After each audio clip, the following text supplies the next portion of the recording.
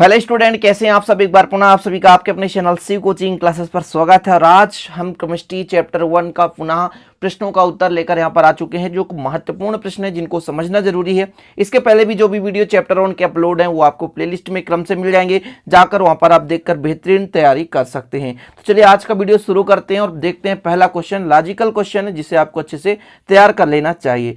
पहला क्वेश्चन है प्यारे भाइयों, शुद्ध सिलिकॉन विद्युत रोधी या कुचालक है, परंतु गर्म करने पर अर्धचालक हो जाता है, क्यों? अच्छा, चालक का मतलब क्या होता है प्यारे भाइयों? जिसमें धारा बह सके। अच्छा, धारा किसमें बहता है? धारा किसमें बहता है प्यारे भाइयों? धारा की परिभाषा है इलेक्ट्रॉन बहने की दर, यानी आवेश प्रवाह की दर। जब इलेक्ट्रॉन एक स्थान से दूसरे स्थान तक गति करने लगते हैं, मतलब आवेश का प्रवाह होने लगता है, तब उसमें विद्युत का चालन होता है।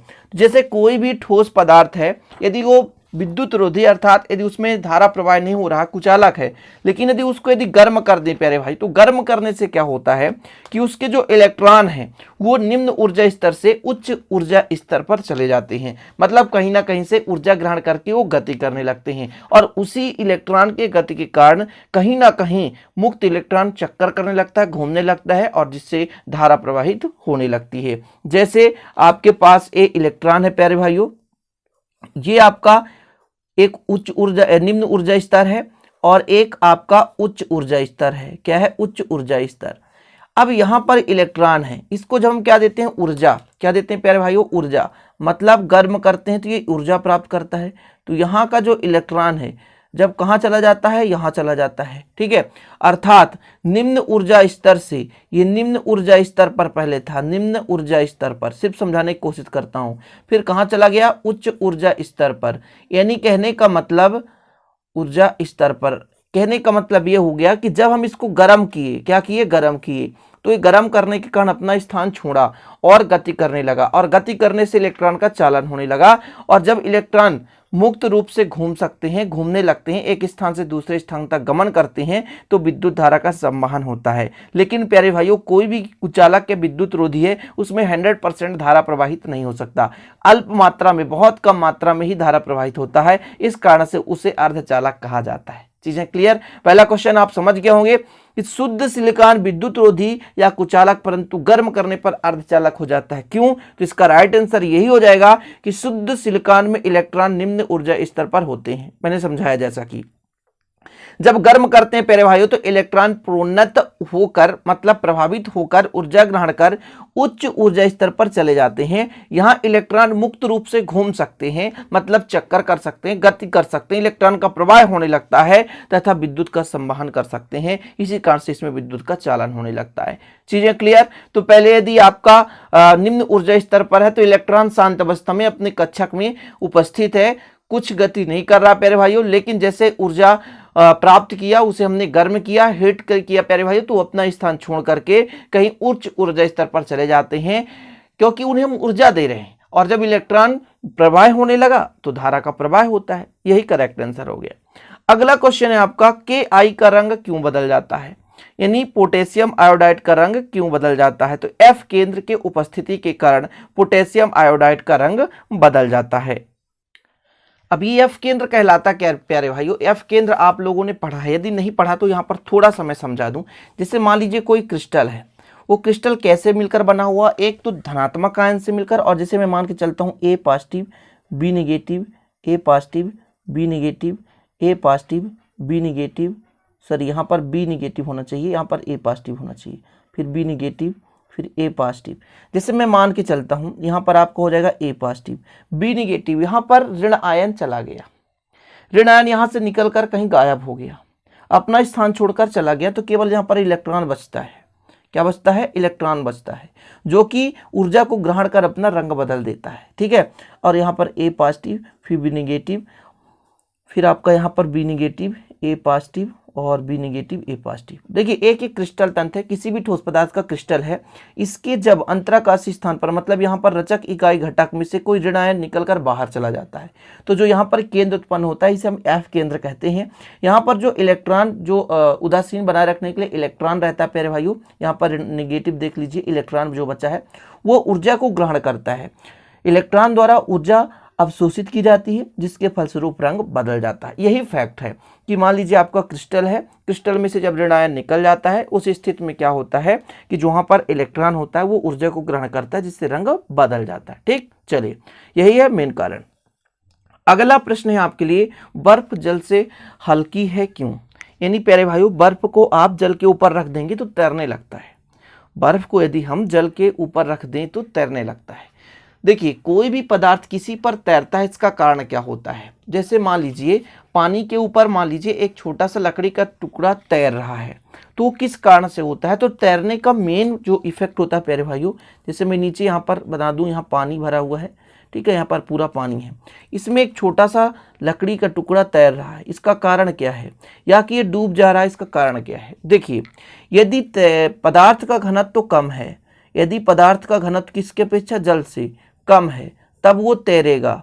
और यदि घनत्व तो अधिक है, क्या है, घनत्व तो अधिक है, तो फिर वो डूब जाएगा। जैसे एक छोटे से पत्थर को आप जल में डालो, नदी तालाब कुएं पानी यानी कहीं पे भरे हुए पानी पर, तो प्यारे भाई वो सीधा डूब जाएगा। ठीक है, छोटा सा पत्थर है क्योंकि उसका घनत्व तो ज़्यादा होता है।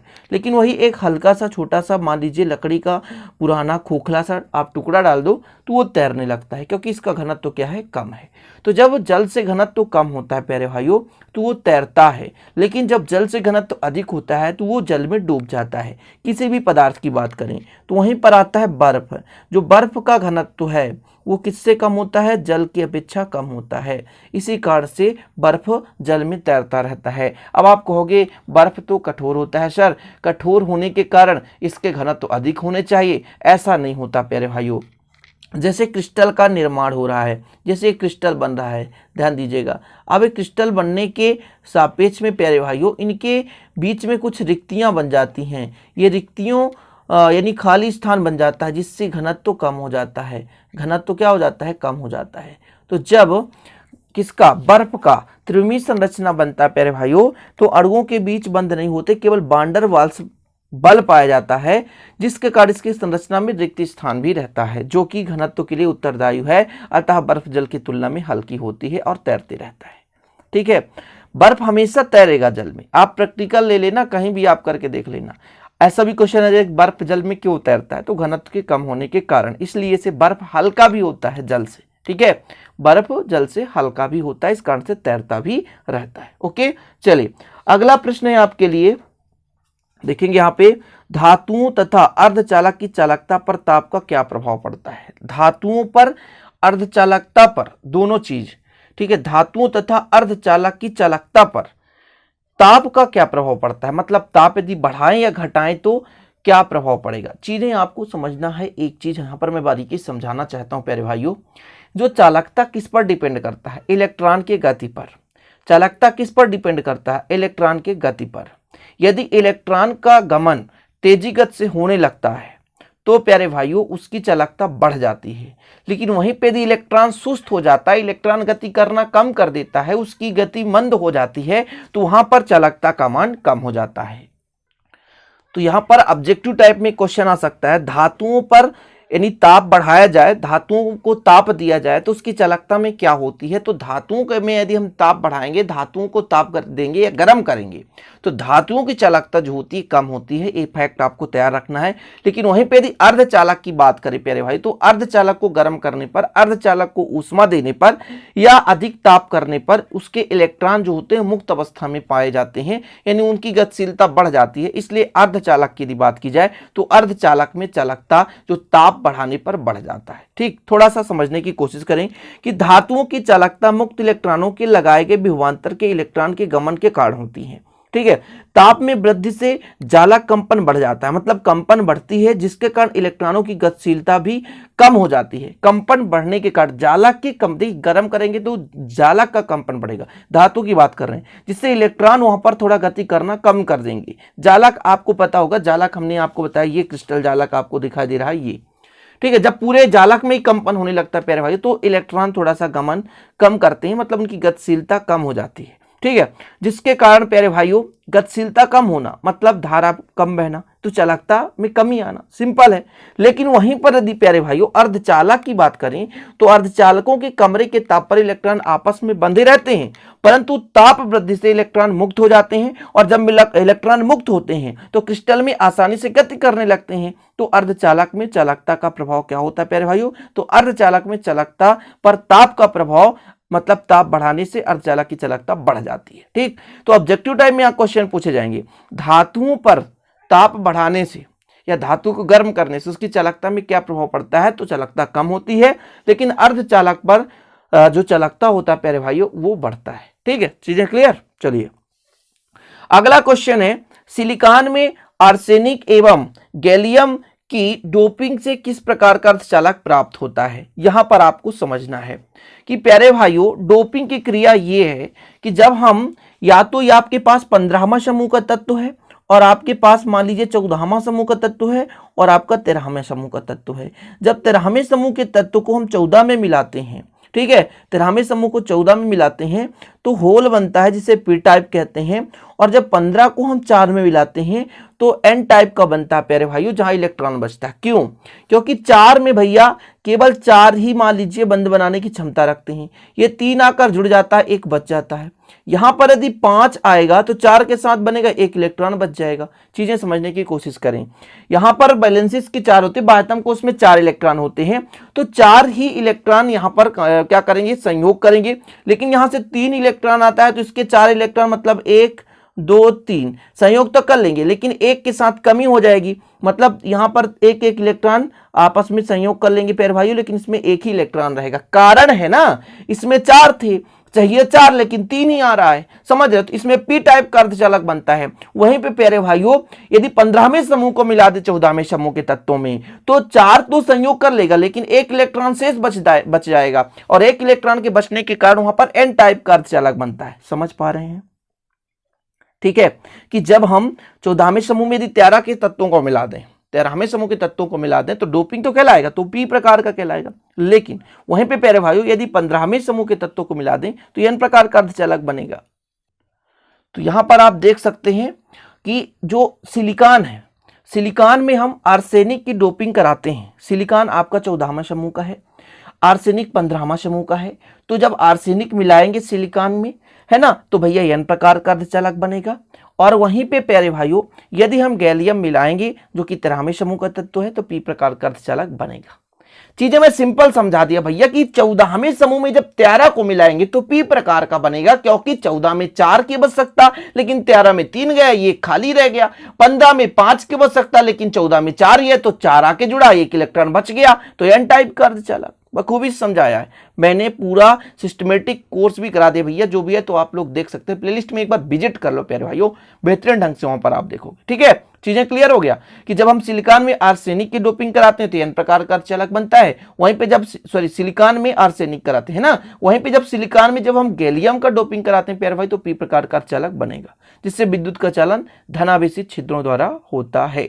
लेकिन यहां पर एन प्रकार में इलेक्ट्रॉन रहते हैं, कोई दिक्कत है ही नहीं। चलिए, साटकी दोष पाए जाने वाले क्रिस्टल का घनत्व तो कम हो जाता है, क्यों? साटकी दोष में क्या होता है प्यारे भाइयों? देखो, आयनिक क्रिस्टल में साटकी दोष पाया जाता है, और साटकी दोष में होता क्या प्यारे भाई, जैसे आपके पास ये आयनिक क्रिस्टल है प्लस माइनस, यहां से यदि आयन एक निकल जाए और एक मान लीजिए प्लस और एक आपका निगेटिव, एक प्लस और एक माइनस, 2 आयन यदि निकल जाए प्यारे भाइयों तो वहां पर क्या होगा? घनत्व में कमी आएगी कि नहीं? आएगी।